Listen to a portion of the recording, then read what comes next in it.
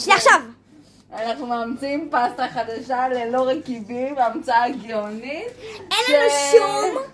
אין לנו עגבניות לסלט, כאילו מה נסגר? כי היום יום חמישי ומחר יום שישי.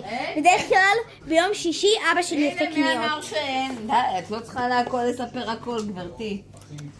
יש לנו פה גם מלפפון חמוץ.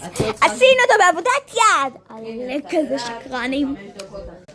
סלט ב5 דקות הכנה. מה זה דבר חייכה בטריה. את לא פה, גברת. זה רק כמו המיץ של השפנון.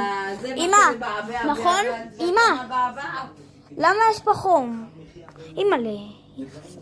את לא מבעבעת. אמא, למה יש פה חום? כי זה ככה פסטה מיוחדת. יחה.